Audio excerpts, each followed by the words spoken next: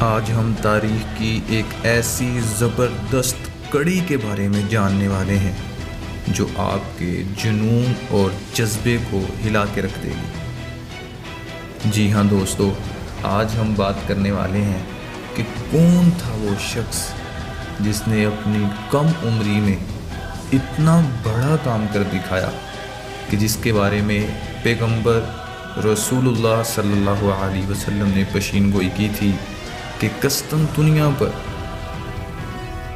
ایک ایسا شخص حملہ کرے گا اور اس کو فتح کرے گا جو ایک باکمال سپہ سالار ہوگا، اور کیا ہی باکمال اس کی فوج ہوگی جو قسطنطنیہ کو فتح کرے گی۔ جمادی الاولیٰ 857 ہجری کو مسلمانوں کو ایک عظیم و شان فتح حاصل ہوئی، جس کی خوشخبری صدیوں پہلے تاجدار کائنات محمد صلی اللہ علیہ وسلم نے دی تھی۔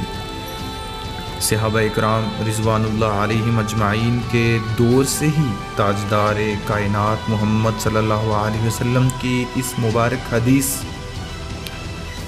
کو پورا کرنے اور اس عظیم فتح کو حاصل کرنے کے لیے مختلف ادوار میں مارکے ہوتے رہے، لیکن یہ فتح ایک نوجوان سلطان کا مقدر تھی جو ارادہ، پختگی، عزم، ہمت، جرأت و بہادری اور استقلال کا پہاڑ تھا۔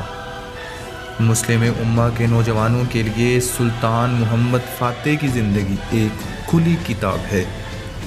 کیا آج کے معاشرے میں ہم سوچ بھی سکتے ہیں کہ ایک 12 سالہ نوجوان بچہ ایک بہترین سپہ سالار بھی تھا اور مسلمانوں کا سپاہی بھی اور صوبے کا گورنر بھی؟ یہ مسلمانوں کا وہ عظیم و شان دور تھا کہ بچہ جب پیدا ہوتا تھا تو اس کی ثقافت اور نظریہ اس کو منتقل کرنا شروع کر دیا جاتا تھا۔ جب بچہ بولتا تھا تو وہ اپنی ثقافت اور نظریات کا علم برادر بن کر بولتا۔ سلطان محمد فاتح کی عمر اس وقت صرف 12 برس تھی جب ان کے والد سلطان مراد نے ان کو اماسیہ ریاست میں گورنر اور سپہ سالار بنا کر بھیجا۔ محمد جب 19 برس کے ہوئے تو خلافت عثمانیہ کا تخت سنبھالا۔ اس وقت قسطنطنیہ کا بادشاہ قسطنطین تھا۔ قسطنطنیہ یعنی آج کا استنبول ایک نہایت اہم شہر تھا۔ یہ تمام شہروں کا دل تھا۔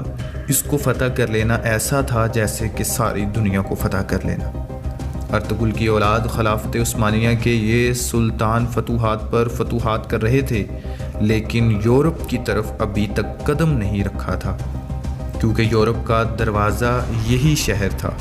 یہ شہر دروازہ تھا اور اس کو پار کر کے ہی یورپ جایا جا سکتا تھا، لیکن یہ شہر فتح کرنا بے حد مشکل تھا۔ اس شہر کی فصیلیں بہت مضبوط تھیں۔ اس کے صرف ایک طرف خشکی اور باقی جانب سمندر ہونے کی وجہ سے بھی مشکلات بہت زیادہ تھیں۔ کئی دفعہ اس شہر کو فتح کرنے کے لیے لشکروں کے لشکر آئے اور اس شہر کی دیواروں سے ٹکرا کر واپس چلے گئے۔ قسطنطنیہ کے بارے میں مشہور ہو گیا کہ یہ شہر فتح نہیں ہو سکتا۔ کچھ لوگ تو اس کے بارے میں کہنے لگے کہ اس شہر کو صرف اللہ ہی فتح کر سکتا ہے۔ حضرت محمد صلی اللہ علیہ وسلم نے اپنی زندگی میں فرمایا تھا، مسند احمد بن حنبل میں حدیث ہے، جلد نمبر 6 صفحہ نمبر 225، یقیناً تم قسطنطنیہ فتح کر لو گے۔ وہ امیر بھی کیا باکمال امیر ہوگا، وہ لشکر بھی کیا باکمال ہوگا۔ اس حدیث رسول کی وجہ سے ہر مسلمان بادشاہ، خلیفہ، سلطان نے کوشش کی کہ وہ اس حدیث پاک کا مصداق ٹھہرایا جائے۔ بازنطینی سلطنت کی تاریخ میں قسطنطنیہ شہر پر کم از کم 24 دفعہ حملہ ہوا۔ 24 فوجیں ان دیواروں سے ٹکرا کر واپس جا چکی تھیں۔ سب سے آخری حملہ مسلمانوں کے عظیم و شان سپہ سالار سلطان محمد فاتح نے کیا اور اس نے یہی فتح حاصل کی۔ در حقیقت سلطان محمد نے تخت نشین ہوتے ہی قسطنطنیہ پر حملہ کرنے کی تیاریاں شروع کر دی تھیں۔ یہ ان کا مقصد بن چکا تھا۔ سلطان محمد نے پہلے تمام باقی دشمنوں